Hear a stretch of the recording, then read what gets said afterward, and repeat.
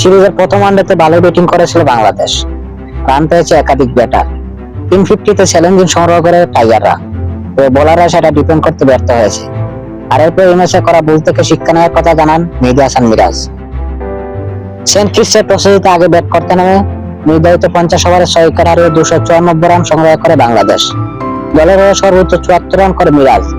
জবাবে খেলতে নেমে 47 ওভার 4 বলে 5 উইকেট হারিয়ে জয়ের বন্দরে পৌঁছে যায় ওয়েস্ট ইন্ডিজ। বাংলাদেশ অধিনায়ক বলেন, আমরা অনেক কিছু থেকে শিখবো, আমরা কিছু ভুল করেছি, পরের ম্যাচে কিভাবে ভালো করা যায় সেদিকে মনোযোগী হবো। এখনো 2টি ম্যাচ বাকি, তাই আমার মনে হয় ভালো সুযোগ আছে। ম্যাচ হারলেও নিজের ব্যাটিং নিয়ে সন্তুষ্ট মিরাজ। বাংলাদেশ অধিনায়ক বলেন, স্কোর নিয়ে আমরা সন্তুষ্ট, এমন পিছে 294 রান খুব ভালো স্কোর। উপর আদার কৃতিত্ব দিতে হবে, তারা জুটি করেছে, বোলারদের জন্য দিনটা কঠিন ছিল। বোলিং নিয়ে তিনি বলেন, আমরা ভালো শুরু করেছিলাম, বিশেষ করে নাহিদ, তাসকিন, তানজিম, ওরা খুব ভালো বোলিং করেছে, কিন্তু এরপর মাঝারি ওভারগুলো আমরা ভালো বোলিং করতে পারিনি, উইকেট পাইনি, এটা হতে পারে।